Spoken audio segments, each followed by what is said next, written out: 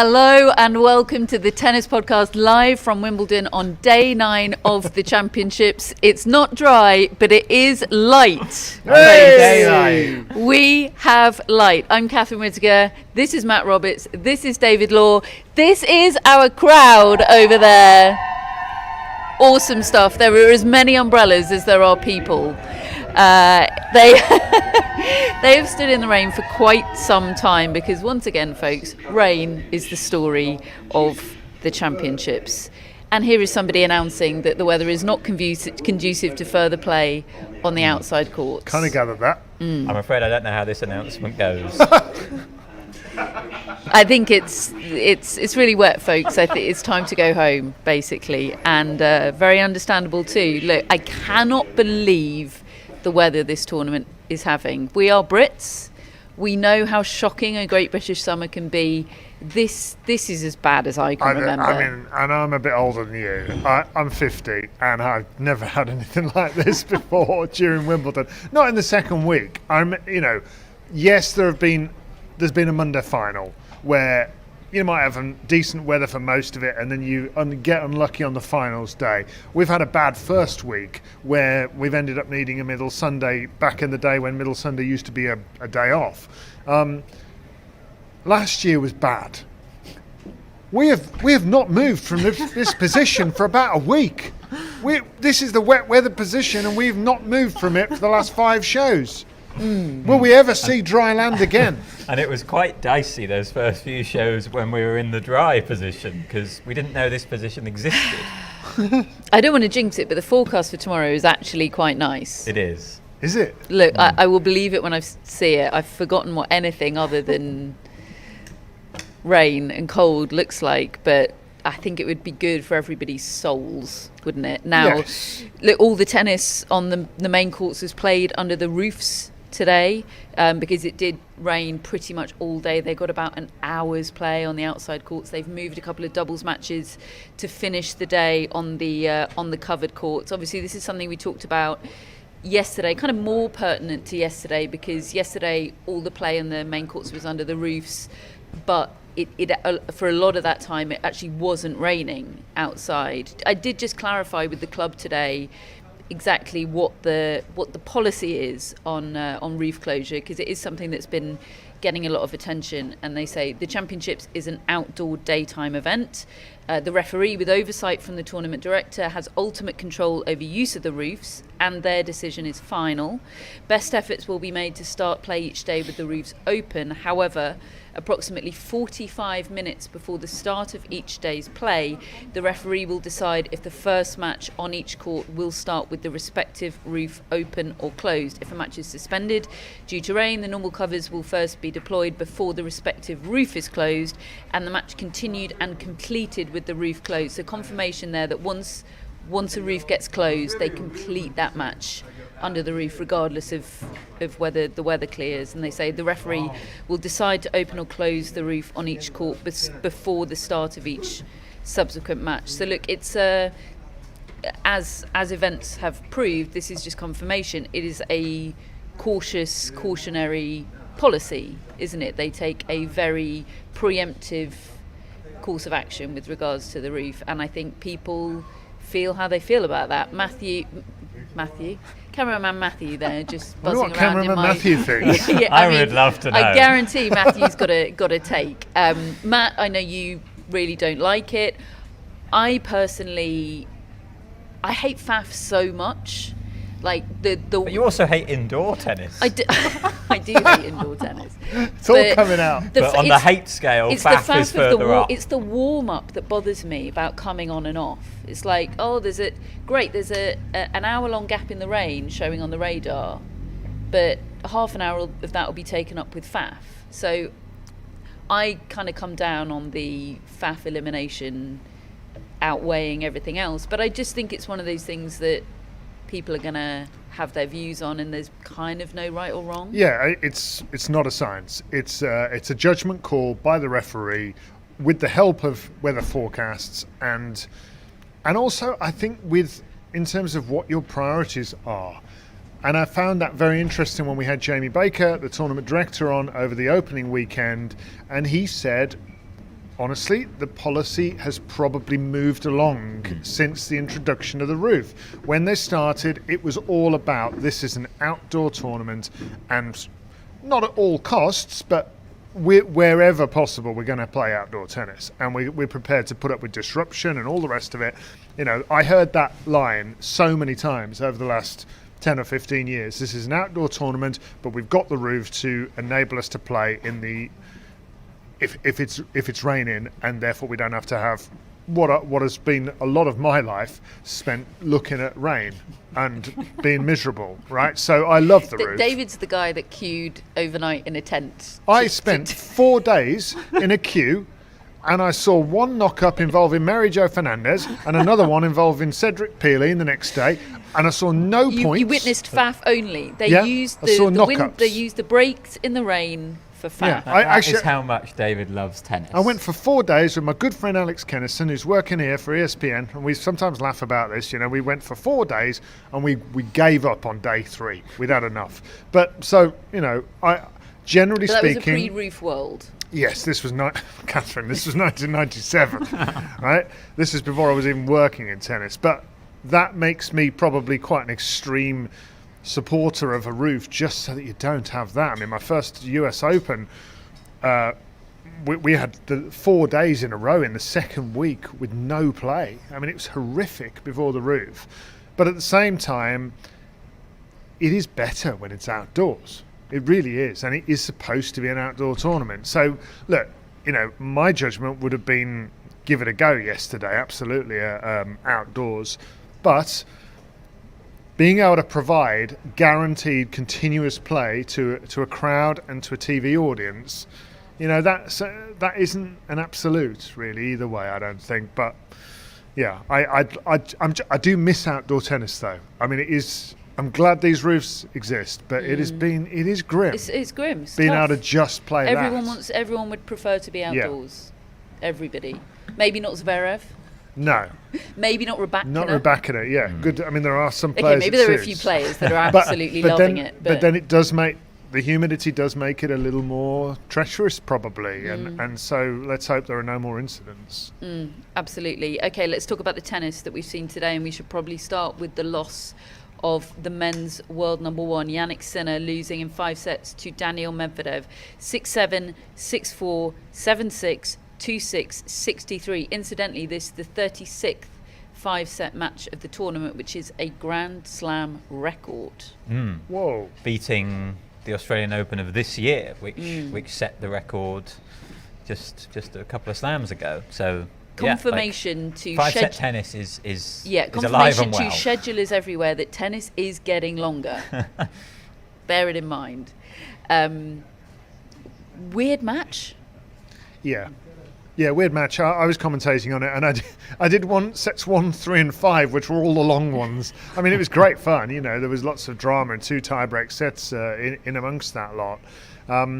But you had Daniil Medvedev trying really hard to establish his position just behind the baseline, which was a fascinating scenario for somebody who's so often back with the line judges, and he really is trying to push himself to correct that, and I think particularly against Jannik Sinner, and so he was standing up to him. We saw that in the first 2 sets of that Australian Open final when he was hitting out so well, got himself into a winning position in that first set and really choked away a couple of forehands, missed glaring opportunities to take that set. But he came back so strongly, and he was just a better player, even through the parts of the match where maybe Sinner didn't look affected physically, but it quickly became apparent that Sinner was badly affected, and you know, he talked afterwards about having come into the match feeling ill, not being well, and the moment that the trainer came out to him and they decided to go off the court together, I was really disturbed by what I saw walking past my commentary box window, which is court level, court side, in the corner there. That's next to the exit. And he started walking, and then the physio had to sort of grab him by the arm to steady him and to help him walk off the court. I mean, that's, you know, given the way the guy's hurtling around the court, Just imagine where he was. He was close to the edge there. He was close to sort of collapse, fainting or something. Came out, did well to regroup, make himself competitive, even win another set, get it into a fifth. But, that was not 100% Jannik Sinner. And I know that might sound a bit... Daniil Medvedev's a big enough grown-up to know that he didn't beat 100% Jannik Sinner there. And I think that's what makes the what does this mean discussion a little tricky, because we've talked all year about how Medvedev currently occupies this sort of Andy Murray 2010 style space in the sport where he's right there with the very best players, but he's not necessarily beating them all that often. And he has now got a win against Jannik Sinner. It's a big win, and I agree with David. I thought tactically this was a real improvement from Medvedev, based on the fact that he was stepping in on return a little bit more, but he wasn't going full out aggression all the time. He was picking his moments. He was coming to the net at times, but off the right ball. But he was also prepared to rally and use his physicality. I thought he got the blend just right. So there was a lot to be impressed by for Medvedev, but we can't ignore the fact that it wasn't full pelt Jannik Sinner, and that sort of makes you wonder, well, has Medvedev got over this big hurdle, or was it partly or mostly because of the way Jannik Sinner was clearly feeling in this match, which was under the weather? I suppose the beauty is we will get another attempt to find out the answer to that question in a few days' time when he plays Carlos Alcaraz in the semis, and that will be interesting from a tactical perspective as well, because when Medvedev has lost to Alcaraz, it's very often been Alcaraz exploiting all that space that Medvedev leaves in the court. Will Medvedev try and stand a bit further up? So we'll get maybe another go at answering that question in a few days' time, but for now it's like very, very impressed with what Medvedev did today, but there is another story here, and that is how Jannik Sinner was clearly ill and under the weather and not himself. And even if it didn't affect him for the whole match, it definitely had an impact on how the match played out, and I think ultimately the result as well. Yeah, it's funny, there was a period of this match where it's a set all midway through the third set, which was nip and tuck. Sinner's been off for this medical timeout, and we're all extremely worried about his physical state, but the match is still very much on the line. He's right in it in spite of that. And at that point, the only two scenarios available to Medvedev were finally getting a win over Jannik Sinner, albeit with the caveat of him being ill, or not even being able to beat ill Jannik Sinner. So given those two scenarios, this feels like a massive win, right? Because suddenly there's a really, really bad scenario on the line, which is you've lost the last six, and he was semi-conscious for one of them, or for certainly a period of one of them. So, there's two ways of looking at it, aren't there? Sinner was ill, and it still took 5 sets. Interestingly, Sinner hit more winners today, fewer unforced errors, and won more points. And for that reason, tennis is a beautiful sport. I asked him in the press conference just now, Medvedev, how big that win feels to him given his recent record against Sinner and his recent record against top 5 players. And unfortunately, all I did with that question was inform him of his recent poor record against top 5 players. Did he talk about his great record against world number ones? He didn't. But yeah, he was like, I guess now that I know that, it is a really big win. Yeah. And I do think it's a big win. And even with the caveats, I still come down on this being big for Daniil Medvedev. I do too. And the most important thing is that he sees it as that. Because I think he was getting a bit down in terms of his results against these guys. I'm talking there about Sinner, Alcaraz and Djokovic, obviously.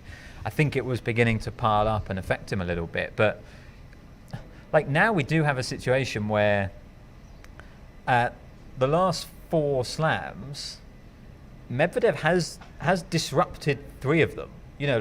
At the US Open last year, he did get that win over Alcaraz. Before today, that was his last sort of big win over one of those players.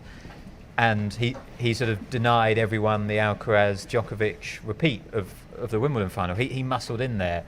Then, okay, at the Australian Open, he didn't have to play either Alcaraz or Djokovic to get to the final, but he still got to the final, and he was very much in a position to potentially win the tournament at 2-0. And then here, he's denied what people were excited about Alcaraz Sinner, and so he is proving to be a disruptor, absolutely, and it's a role which totally suits him. But he's now in a pack hunter situation, because if he wants to win the title, because he was the 5th seed here, his route to the title most likely is now going to be Sinner, Alcaraz, Djokovic, and that's harsh. Like, he's an unbelievable player, but I just don't think he's doing that in terms of stringing those wins together. It's actually a massive deal for him to drop out of the top 4 in the world, isn't it? Because Sinner Medvedev hasn't. It doesn't feel like a quarterfinal. It feels like a semi-final because it has been a semi-final. But of course, dropping to 5 in the world, that's what happens. You're meeting one of them in the last 8. Yeah. I haven't looked closely at the rankings. I mean, it feels like Zverev has a bit of a lead on him at number 4, but I'm sure that'll be a target. I mean, look, he'll be wanting to get back to number 1, won't he? But that feels a way off. But it was interesting, Jannik Sinner, who deals so well with these disappointed press conferences, doesn't he? He was asked a question by Matt Futterman of The Athletic, who is sat next to me. Does it feel different now that you are a Grand Slam champion and a world number 1? Does it feel different now losing late in a slam to how it used to feel? And he went, hell yes. He said, because now every slam you don't win was one you had a chance to win. It's a good line. Which is a total shift for him. Is every one that he doesn't win is a missed opportunity. Yeah, he embodies the expression top player in every way now, as does Alcaraz, as does Djokovic, obviously, and Medvedev just behind. But yeah, now that Nadal is kind of out of the way and Federer's retired and Murray's no longer a factor and Wawrinka, all the landscape has changed and it's their world now. There's just Djokovic that's still around and able to keep them from taking everything. But yeah, these are the contenders and this is the future. This is what we've got for the next however many years. I mean, I think it's pretty great. But I do love the way that Sinner sees himself as a factor. He doesn't underestimate himself. He's got that nice balance between not being arrogant and not being irritating. He's just, and yet having a real self-assurance. There's no imposter syndrome with him, whereas a year ago I felt there was. I know he talked that down after losing that semi-final and he kind of praised his own performance, but he still looked as though he was a little bit self-conscious almost in the company of these guys. He doesn't anymore. Yeah, even the way we watched him just before the tournament practicing with Novak Djokovic on an empty centre court, it was kind of like we're watching 2 big guys here. It wasn't just Djokovic and a hitting partner. It was, Sinner was there on merit. Katerina as the world number 1. Siniakova and guest. Exactly. That's a Thomas Mahatch joke for the a very good one for the really niche tennis fans. A very good one. I do think the thing that not concerns me about Sinner, and I think today was unlucky, he was ill, but there's a slight pattern of physical issues now with Jannik Sinner. All of his losses this year, I think you would watch the match and think, oh, Sinner's not quite right physically, whether it be illness, whether it be cramping. And he has actually lost 6 of his last 8 5-setters now, which is, quite a significant chunk of them, and is the exact opposite of kind of his biggest rival Alcaraz. And we had this stat come up at Roland Garros because he lost a long match there to Alcaraz. He's never won a match lasting over 4 hours, has Jannik Sinner, in his entire career. And today, I think, was pretty much exactly that. It was exactly 4 hours. Right. Yeah. So it was in that category. Like, that there is a certain point, there's a certain sort of threshold that he hasn't got over yet. And, look, I think maybe that's just a quirk at this stage, that you can kind of explain a lot of them. But it's something I'm just keeping an eye on with Jannik Sinner. It does feel like another progression that he can still make, which is kind of a good thing when you're world number one and a Grand Slam champion, if you can still get better. But I do think, just sort of physical strength in these 5-set matches and being able to truly last the course. And I'm thinking mostly about the times he's cramped, I suppose. Today does feel a little bit different, but it's all part of the same picture. And it's just something to monitor. And as we go into the US Open, I often think of the US Open these days as kind of the most physical slam because of the heat and the humidity and the late nights. Like, that's a factor in that tournament that I guess I'll just be thinking about when wondering how Jannik Sinner can do there. Like, I think we get back on hard courts after the Olympics, and obviously Sinner's best results have come on hard courts still, so he's gonna be right there gunning for the title, I'm sure. It's just something to sort of keep in mind. They've got work to do. They've got to try and. I know that today is maybe not the example of that because it seems something else, but he has physically broken down a little bit or just faded, and you can't. I mean, Alcaraz is the total opposite. You feel like he's in a bit of trouble, and then suddenly he's getting better as it's going longer. Well, let's talk about Alcaraz, because by contrast, I feel like he would be quite happy if every match he played was over 4 hours. Get me to a 5th set, he says. Yeah, I mean, it wasn't quite 4 hours today over Tommy Paul, but it was a match. 5-7, 6-4, 6-2, 6-2. I'd love to tell you that we had been to the Carlos Alcaraz press conference and report from that, but suspiciously he has delayed. I couldn't possibly speculate about what he's doing right now, but Spain have just equalised against France. Lamine Yamal. What a guy. My son's favourite player. Yeah. So we'll probably have to wait around about 90 minutes for Alcaraz's thoughts on this match. Well, I went into the press conference room literally just before we went live and hoping to catch 5 or 10 minutes of Carlos Alcaraz, and the announcement came over the tannoy saying Tommy Paul will be in the media theatre and Carlos Alcaraz will be along Alcaraz has said next. to Tommy, Could you just go and keep them occupied for a while during the first half? Be interesting to see if he goes during half time. And I am glad to report that apart from me, I had a live show to report. There wasn't a mass exodus. Yeah. Oh. People were sticking around for the Tommy Paul. Was there a groan? Conference. Please don't tell me there was a groan. There was a bit of a groan. Oh no.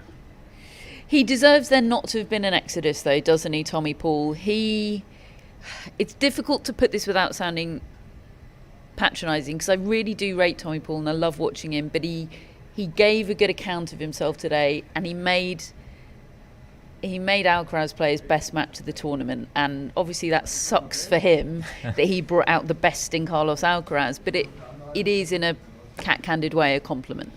I think it is, and I think it just goes to show just what a formidable task beating this guy over 5 sets is.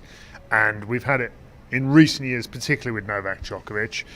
Now it feels like Alcaraz. But I was really unsure whether Alcaraz would find a solution here. He gets embroiled in a 16-minute 6th game of the first set. He's 3-2 down. He's trying to hold on to his serve, Alcaraz. It's something like almost a double-figure deuces. And, Tommy Paul is playing out of his mind. He's kind of out-Alcarazing him. And, we hear all this about how much he enjoys the matchup and how much everybody loves watching that matchup, and it is a brilliant watch, isn't it? Just the skill sets on show, because Paul isn't just a big hitter, he's a finesse guy, he's an athlete, and Alcaraz eventually wins this game, but loses the set 7-5, then immediately goes a breakdown. So 7-5 2-love. At that point, I'm thinking, is this the point that Alcaraz maybe panics a bit? I mean, we've seen it in the Australian Open. He went down, a lot more heavily against Alexander Zverev. He also lost the first set against Daniil Medvedev at the US Open last year when he was ahead. And you might get the brilliant surge, but how far down are you going to get before the surge comes? But he immediately broke back. And really, once he started to wrestle that second set the control of it, I mean, it wasn't a match anymore because he just got better and better and better. And actually, Tommy Paul started to really throw in a lot of unforced errors at that point. And the truth is, I think he's having to play to his limit to do that, to do 7-5, 2-love to Carlos Alcaraz. And I mean, I can understand if you can't sustain that. It's one of those where what is an unforced error? Like, big picture, all of them are forced errors by who's at the other end of the end of the court, right? Yeah, I think that's probably a good take because, as David said, he has to play at his extreme just to live with Alcaraz, and he was doing that. He really was. He was brilliant to begin with, using his athleticism, managing to rush Alcaraz, getting Alcaraz on defence a lot, and it was just awesome from Tommy Paul. But it did just inspire Alcaraz to even greater things. And those last two sets that Alcaraz played, it was like he was thinking about the football and trying to watch it. He was like, I'm wrapping this up as quickly as possible. He just went up to another self-imposed level. curfew. And it's interesting. There has been a moment in all three of his matches. Have Spain scored again? They have. Daniil Olmo. 4 days ago, you didn't think Dani Olmo was very good. He's having a go at Alcaraz for getting distracted. What was I saying? In his last three matches, there's been a moment in all of them where you've had that feeling of, oh, okay, is Alcaraz in a little bit of trouble here? And immediately he's turned it on. Down 4-5, love 30 against Tiafoe in that fourth set. And then when Humbert started coming at him in the third and fourth sets as well, and then today down a set and a break against Paul. All of these moments could have been really dangerous for Alcaraz, and possibly, as David said, in the past might have been more dangerous. I do think the French Open has helped him in that regard. He won that title without ever playing his best tennis, I think. He never played in Paris like he played today. Right.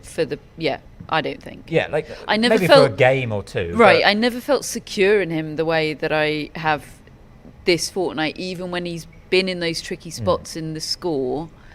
It's been a different feeling watching him to what it was in Paris. And I think that must just be such a big confidence boost, to have literally won a Grand Slam title without necessarily your best tennis. He must feel invincible. And just so impressive. And it's going to be interesting against Medvedev. He's had the better of that head-to-head, but Medvedev with a slightly different tactic, perhaps. There could be another moment. We may well be in a situation again where we think, wow, Medvedev's really, really doing well here against Alcaraz, and it's going to be on Alcaraz again to turn it on. But you just have belief at the moment that he will. And look, it is a big development. Think back to the Australian Open. He hasn't turned his pattern totally on its head because he is still a slow starter. He's a bit of a Wawrinka, really. He's a bit of a diesel. Throw away the first set, now the match really starts. But in that Zverev match at the Australian Open, he had a horrible start, couldn't pull it. It improved a bit in the second set, but still couldn't pull it together. And by the time he did pull it together, it was too late. Too much of the match had gone by. Well, okay, he's still slow starting, but he's pulling it together more and more quickly in a way that just feels very different. I think he feels like he's collecting data, but without the analytics. He's just feeling it. It's just natural to him. I think he's storing knowledge within him, and therefore knows how to react. He just instinctively knows what to do. It doesn't panic. Whereas he was panicking in that 6-month spell, and he was struggling for form. He was losing all those indoor matches. It's, I guess, maturity. Having Ferreira around is big, but I just think as long as the guy stays fit, I mean, I'm not going to do the 12 in a row thing again, but because I've already put that on record and it's already happening. But the fact that he is just getting older and more mature, as long as he doesn't get injured, I just think he's going to keep improving fundamentally, because he's so good. It's a joke how good he is. I still watch him and I'm like, how is this happening? Right. How can a human being do this? And he's thinking the same thing. Did you see him throughout that first set, which he lost and had his back against the wall throughout it? He couldn't stop smiling. It was almost bizarre, but not, because it's Alcaraz and that's who he is, and it's lovable. Watching the guy. Yeah. How can you not? I don't know. How can you not? Good news for Tommy Paul, though, confirmed on the boat. That is good news. Yeah. Somewhat surprising. My dad said I've saved him a berth, which is boat for bedroom. Actually, I think room would be an overstatement in my experience of boats. Bed area. Small bed area. Tommy Paul will be in the boat area. Yeah. Other boat news coming later in the show, but I can confirm that I will tone down the language used about this, but Holger Rune, not on the boat. Okay. So The words "without a life jacket" were used. Oh. Okay. Overboard without a life jacket. So if you don't know Holger what that is, that's Catherine's dad choosing who's a good shipmate, a good crew member, based on what's your general summation of the criteria? On slightly nebulous criteria. Rugged, I would say, willing to get their hands dirty. Right. Not narcissistic, not making it about themselves. Yep. Sort of teamwork first, respecting of authority, i.e. Captain Whittaker. And having read the big article that Chris Clary wrote on his Tennis and Beyond column today, a big interview with Brad Stein, who is very much an authoritarian type of coach, and that's Tommy Paul's coach, used to be Jim Courier's coach sort of 30 years ago. I think I revised my view. I'm not surprised based on what you just said, because my initial reaction was is Tommy Paul boat material, but actually now that you've said that, I think he's absolutely right in the boat sweet spot. Tommy Paul, he also actually spends a lot of his time on boats. Does he? Fishing though. My dad's not okay. not a fisherman, but comfortable at sea would definitely be a tick in Tommy Paul's column. And look, it's a good tournament for him, isn't it? I think he has reached a stage in his career and his ambition that he'll, on net, be disappointed. I think he'll be thinking, I want to be reaching semis and finals of these things now. But you lose to a peaking Alcaraz, I think you just have to take that on the chin. Yeah, I think that is the case with these players. They know that the top level of Alcaraz, Sinner, Djokovic is a level they do not have, and they're never going to have. Tommy Paul is never going to be as good as Carlos Alcaraz at playing tennis, right? But he might catch him on an off day. He might get injured. He might get a route that doesn't involve Alcaraz. And fair play, that's what it's all about. Plugging away, making the most of what you got. And he really is. Considering where Tommy Paul's come from, being this immensely promising junior who, frankly, was all over the place commitment-wise, he has sorted himself out and become a real credit to himself. Big time. Okay, just before we talk about the women's matches from today, some housekeeping for you. First and foremost, still 2-1 in the football, Matt. Second of all, please do like and subscribe. Smash that like and subscribe button. Third of all, if you fancy getting some Wimbledon collection gear, then either go to the Court Number 1 shop if you're coming to Wimbledon over the next 5 days, or go to the shop online, and everything we're wearing is available. Model Matt has been floated as a new name for one-time student Matt, then grad Matt, now Matt. Soon to be Model Matt. Well, already Model Matt.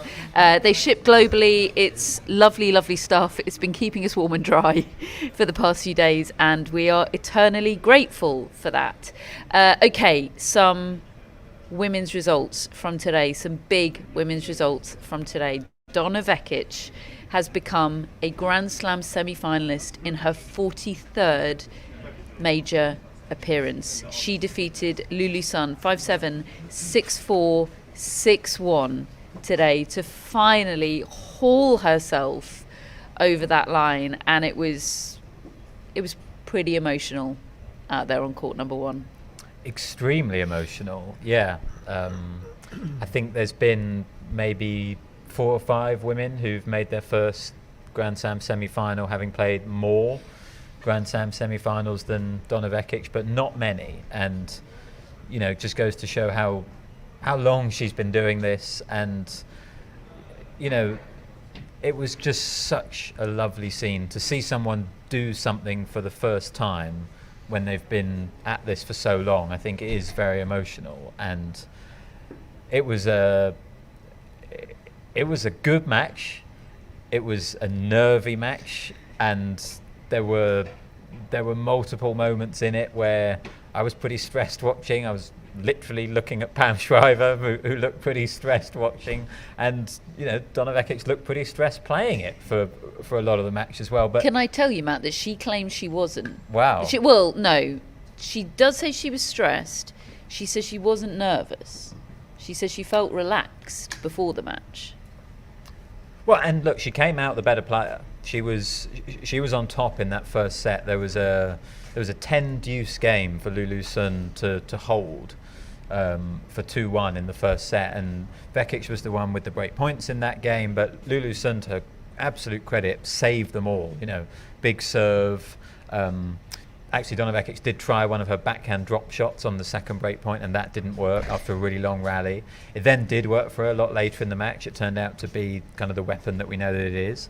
And then there was also a forehand winner from Sun to save one of those break points. But at that point, Vekic was on top. She was coming through her service games more easily, applying the pressure on return. But if you don't break when you have one of those games, you have one of those chances, I always fear for that player a little bit if they're not taking their chances. And that kind of what happened, because they then started holding a bit more easily, but Vekic then played a really loose service game at 5-all in the first set, 4 unforced errors, overhitting, and Lulu Sun served it out, saving a break point and had a lovely drop shot of her own to win the set. And suddenly Vekic is in another Grand Slam quarterfinal, is set down again for the third time, and what feels like a big opportunity might be slipping away. But she reset really well in the second set and managed to get a break up, and then I can't believe I'm saying this, while serving for the set,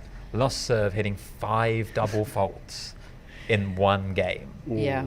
She started the game with a double fault, and that just set the tone for the game because they kept cropping up. She said, I was so angry with myself in press, and she said it like that. Yeah.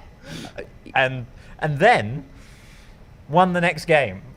That's the amazing thing. I really feared for her in that moment when she failed to even the match out in that fashion with especially given her service the weapon. That and it had been so good all match. I find it extraordinary. How can something like that not derail you? I mean, it would send me spiralling into oblivion. Me too. Serving for a set in a Grand Slam quarterfinal and hitting 5 double faults. Yeah. I would never come back from that for the rest of my life. let alone in the very next game. Yeah. I think it's more impressive to have that trough and to bounce back from it straight away than to just blitz it and win. And actually, it was almost like she stared down as bad as it could get. Serving to stay in the set, 5 double faults. To win the set? Yeah, sorry, to win the set. Serving to win the set, 5 double faults. That was as bad as it could get in that moment. And then it was almost like there was a release afterwards, because she came out and won the next game. They then both went off court, and she came out in the third set, Vekic, and was incredible. Taking control of all the points, ripping through her shots. And look, Lulu Sun's level definitely dropped off in that final set, but she won the first 12 points of the set, did Donna Vekic. I genuinely said, golden set on? Well, it was on. Yeah. Getting even halfway to a golden set you're allowed to start talking about a golden set? Is notable. I feel like it's 3-love when you're 12, but maybe actually you need to get to 4-love. Matt mentioned it at a game and 40-love, so 7 it was definitely too early, Yeah. But that's just the way my mind works. In the end, she got to 13 you smelt in a row. Stat coming on, didn't you? She got to 13 in a row, but there was never a moment in that final set where I thought Donna Vekic was going to lose it, because she just took control, she was in control, and suddenly all the points were being played on her terms, and that wasn't the case through the sort of middle portion of the match. Lulu Sun's forehand was lethal for at times today, like we saw the other day. Like, there was a lot of moments where Lulu Sun was Vekic's equal, or maybe even the better player in this match. But by the end, there was only one winner, and what an incredible effort to come through those moments of stress that I've talked about there. And I think that's probably part of the reason why there was such a big emotional reaction at the end, and also then what she talked about in press in terms of her real doubts about her career. Yeah, it was a huge revelation in press, actually. I feel like we all know, or think we know, the Donna Vekic story pretty well via Pam and the insight that we get there, but she was asked about the injuries, the surgery that she had on her knee in 2021. I think it was plantar fasciitis that she developed in 2022, and how after those experiences she didn't think she was gonna ever be able to come back to the level that she'd had before those, and found it incredible what she was able to do last year. And she said she was really proud of that, but then obviously this year it's been tough for her again. And she was asked whether there was ever a time in her career where she considered stopping altogether, and she said, yeah, look, there's a couple of times that you probably can guess and you probably all know about, surrounding my injury hit periods, but she said there was also a time very recently that you probably don't know about, and she said it was the Thursday before Roland Garros this year. She said she told her coach Nick that she wanted to go home and take a break from the sport. She said she had no energy, no motivation. She said for the few months before, I'd given everything to the sport and not got anything back, not got back what I expected, and she felt like it was all futile and all for nothing. And she said, but they were all there for me. And then of course she played a couple of great matches in Paris before suffering what she described basically as an utterly devastating loss. A 7-6 in the third loss to Olga Danilovic in Paris, having won the first set 6-love. That was brutal. Absolutely brutal. And she said that loss hurt so much that it helped her see what she needed to change. And she said it's just crazy how far things can turn in life, and it's another one of these stories that it's your greatest success, and who knows how much greater it could get, your greatest success coming after your biggest trough. It's such a, sorry to be trite, but it's such an inspirational tale. Yeah. I think that you can be in an incredibly dark place and the greatest light can be just around the corner. Did she explain what she needed to change after that Danilovic loss? She didn't. I was going to text Pam and ask if she could clarify, but Pam went a bit quiet this evening, and I think probably for understandable reasons, but I am on the case. Tomorrow. Yes. We'll get the inside from Pam. She was asked to describe her tennis journey, and she said, never give up. That really comes across, doesn't it? I mean, she's had ups and downs in her career, but you can see what a fighter she is out there, and sort of weathering these disappointments. I mean, she has some of the best sort of facial expressions of a tennis player, I think. She's not great at poker, put it that way. You know exactly what's going on in her mind in terms of how over it she is when she doesn't produce, and how frustrated she can get. But then it's that reset moment and the digging in. I mean, that there she is with the best chance you will ever get, really, after 43 attempts to get to a semi-final, and you're playing somebody who, whilst brilliant and whilst I think we're going to see and hear a lot more about Lulu Sun, this is a player who is qualified. This is a player who is ranked so far below you, who you should be finding a way against. And yet, she's playing out of her mind. She's won that first set when you feel you should have done. And it could all so easily slip away, and she just dug in. And I think that's an absolute credit and something to be inspired by. Absolutely. And she'll face Jasmine Paolini who is just in the wonderful. Wimbledon Wow. semi-finals.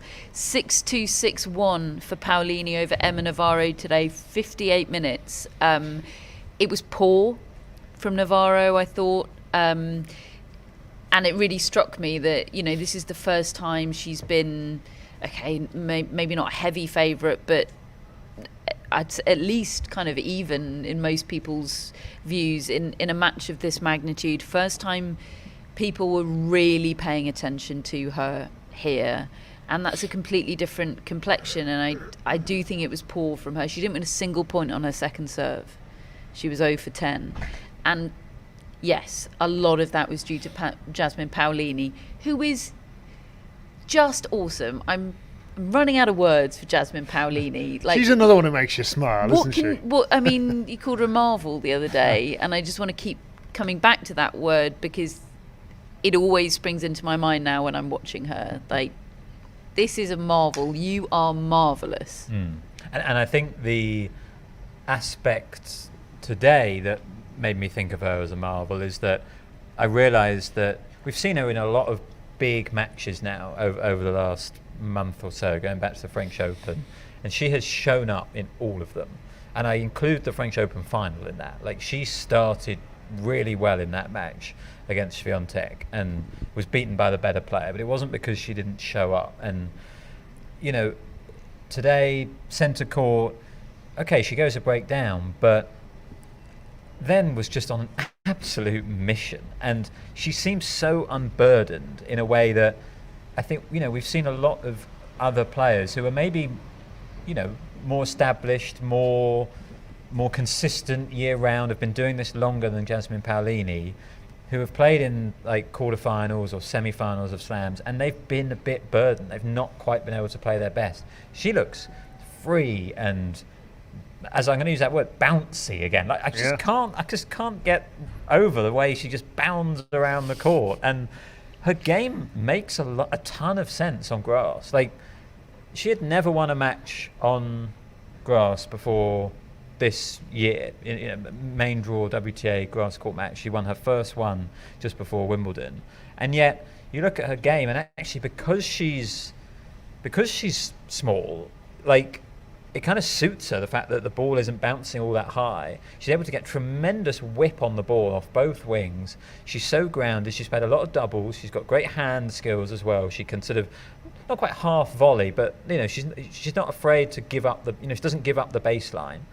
And she just absolutely took Navarro apart here. As you said, it wasn't a good performance from Navarro. She kind of shrunk a little bit, whereas Paolini seemed to just grow with the stage and with the match. But like, Paolini probably would have to go into the semi-final against Vekic as the favourite, I would say, based on kind of what she's done over the last month or so. And if Jasmine Paolini reaches back-to-back Grand Slam semi-finals, back-to-back Grand Slam finals, that is one of the maddest things. Bonkers. Yeah, and yet you watch her and you think she belongs. What doesn't make sense is what was happening before now. She's 28 years old. And it makes total sense to me, watching her play, that she's having this success.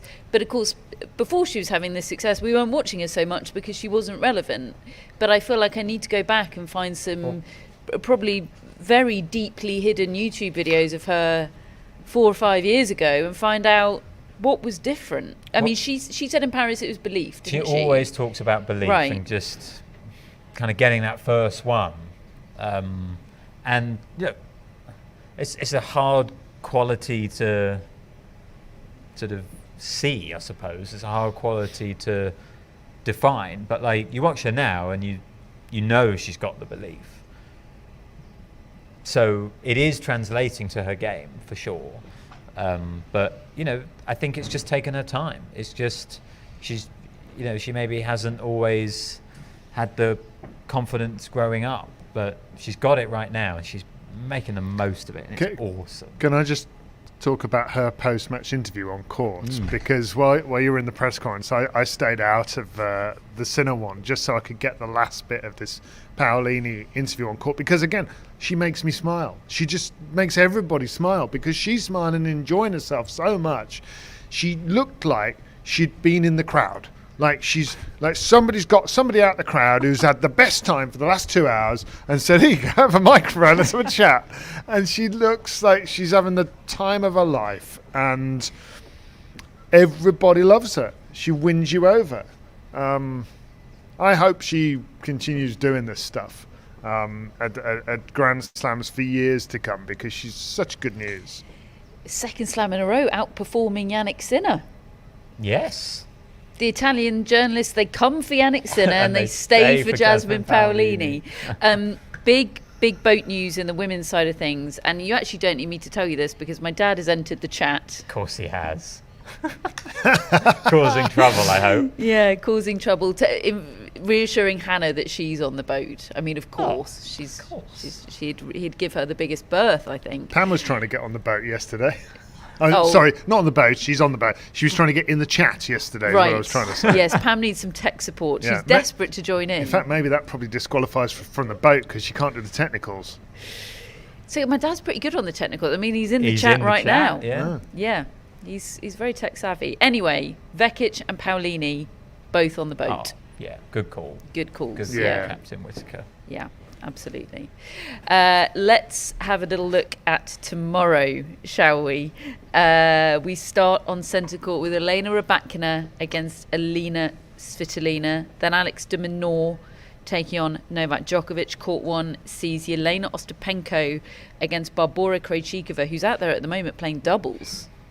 Yeah. I mean, goodness knows what round they're in the various doubles competitions. I mean, they're just having a shocker. They've had to change the format of the mixed doubles. That's on Sunday now. They've moved the final from Thursday to Sunday, and they've switched it to a tie-break third set. Oh, right. Which I don't.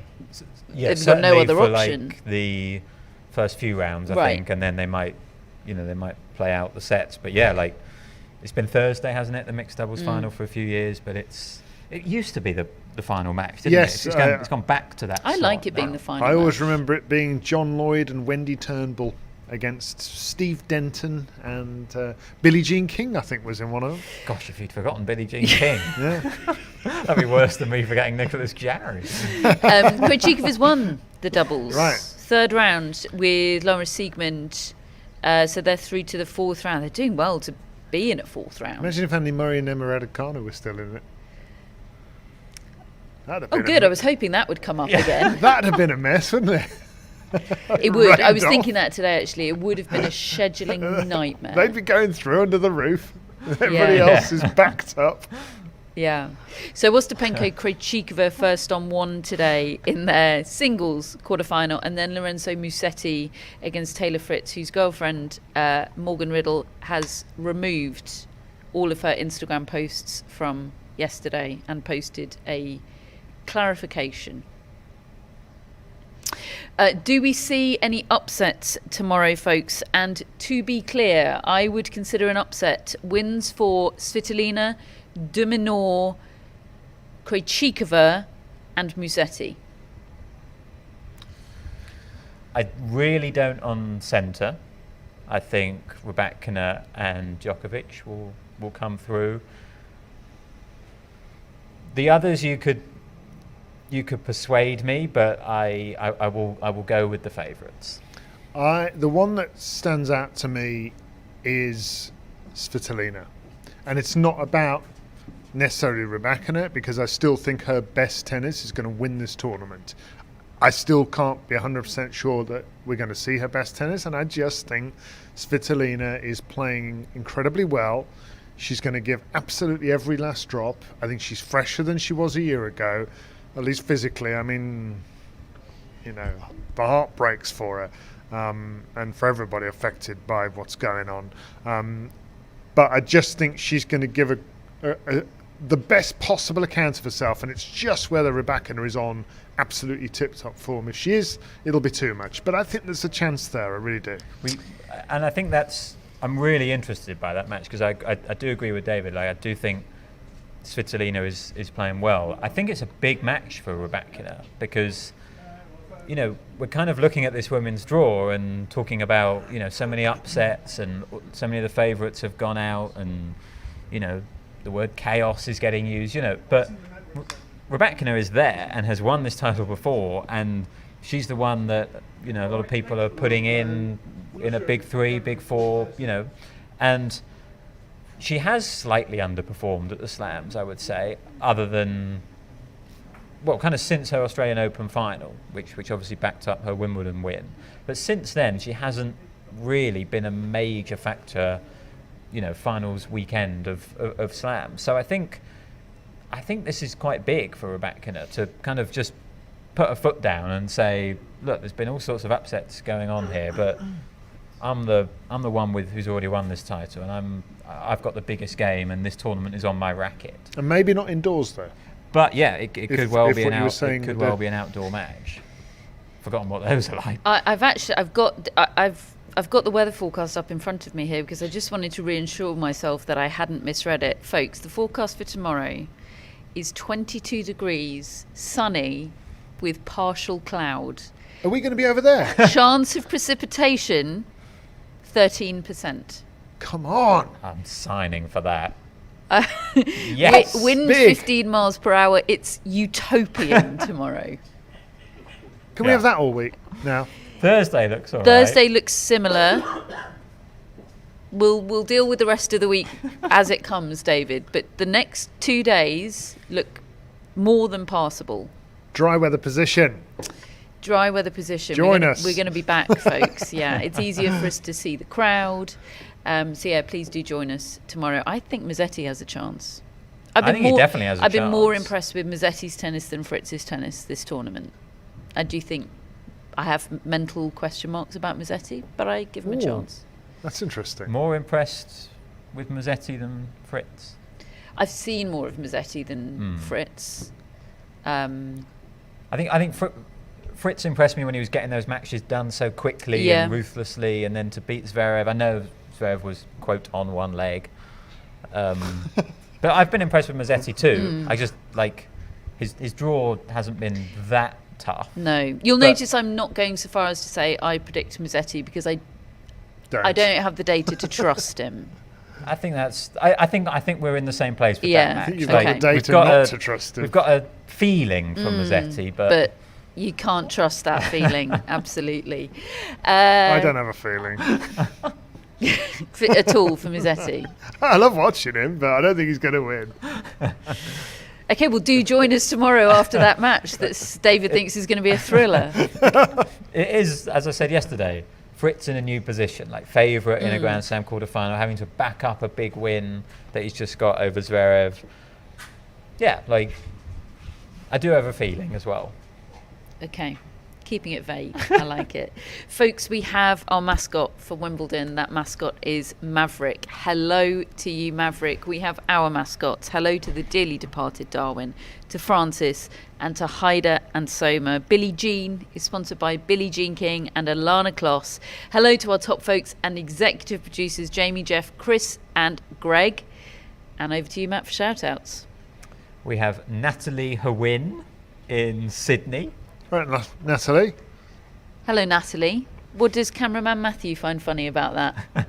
No, cameraman Matthew's been hoping for an apology. That apparently I once said that he's not a newsletter subscriber, and he assures me that he is a newsletter subscriber. And I promised today to start the shout-outs with an apology. Well, he's not forgot until he looked at me. He's not a podcast listener, so why would he be a newsletter subscriber? He does seem to be a subscriber, not necessarily a reader. Okay. Contributor. It's an apology with caveats. Okay. Anyway, back to Natalie. He's a bit like... back to Matthew. He's a bit like Coco Gauff, who said, no, I haven't read Brad Gilbert's book because I've got the real thing right in front of me all the time. See, that's why he doesn't bother listening, because he's having to listen to this. You've really dug him out there, David. Well done. Back to Natalie. Yeah, in Sydney. If Natalie's playing this shout out to her friends and family, sorry. She's got a fast forwarding. massive cameraman Matthew, she's going to have to do an edit, isn't she? Natalie Tozier is what I have for you on the Natalie front. Very good. Very good. I don't have any others, I'm afraid, Natalie, but who needs anybody else other than Natalie Tauzier? And you. Like our friend Natalie Gedra. Yes. Yes. Sky Sports football reporter. And tennis of the past. Yes. Yeah, all around Hopefully lovely of the person. future. Thank you, Natalie. We've also got Nancy Dorr in Toronto, Canada. Dorr as in D''OR? No. Oh. DAWE. Oh, okay. Like Dawson's Creek. Definitely a tennis Nancy that I'm not thinking about. Nancy Ritchie. Nancy Ritchie. Thank you, Matt. And for our Nancy, 2024 marks 40 years of being a tennis fan. Oh. First tennis memories are the 1984 Wimbledon finals. Which featured John McEnroe Lewis. against Connors, isn't 84? McEnroe, Jimmy Connors, and it was an absolute beatdown as part of John McEnroe's year, I think, in which he only lost 4 matches all year. The women's final, Navratilova, I think Evert. Yeah. The year before was Jaeger, and then it was Evert. And that was the Chris Lewis year, right? 83? Yeah. That's right, yeah. Which featured in our top 10 worst Grand Slam finals, both of those. But 84, great. You did well, Nancy. You came in at the right time. Thank you, Nancy. And finally, we've got Judy Singleton in Rocky Hill, New Jersey. Right, Judy. They're all in New Jersey. Yeah, and Judy says, can confirm I am a Bruce fan. Oh, Judy. Like Judy Dalton, one of the original 9. Judy Dalton, Nancy Ritchie. What a great list of shout-outs. And Judy Murray. Any other Judys in the tennis world? Can't think of any others. Bit like Jude, though. Yeah. Who's going to be doing his stuff Big. tomorrow? Yeah. Come on, Jude. Big day for Jude tomorrow. Yeah. And for all of us. And us, yeah. Absolutely. Folks, we hope you'll join us. We'll be back on air live on YouTube. And if you're listening to this as a podcast and you fancy checking out what it's like to join live and be in a chat with David Whittaker and potential Pam Shriver, subject to tech ironing out, and definite Hannah Wilkes, which, let me tell you, time spent in the company of Hannah Wilkes is time well spent, then do join us on YouTube. Give us a whirl. Like and subscribe, please do that. And if it's not your thing, then just keep listening as a podcast. We're very pleased to have you. Do subscribe to the newsletter and follow King of the 90s. It's a tough one. Naughties. Oh my goodness. If it was 90s, I'd be winning. It's a tough one today. Oh, great. Like they weren't before. It's a fun one, though. Yes. It's Fun for you. It's fun, but it's tough, which is my favourite variety of question. Yeah, so the link to subscribe to the newsletter is in the show notes, but Matthew would know that because he's already subscribed. So he claims. I think next year's quiz should be quizzing him on the newsletter every day. Yeah. To see whether he has actually I would read definitely it. win that. Yeah. Any other housekeeping, folks? Wimbledon shop, if you want to get yourself some merch, a lovely strawberry jumper or a pink T-shirt. This is, I think, my favourite T-shirt, but I'll decide at the end. The top 3 at the end. Or get yourself a Jude comfort blanket for the football tomorrow. Most importantly, folks, join us tomorrow for more fun, potentially in the Wimbledon sun. Fingers crossed. We'll see you and speak to you then.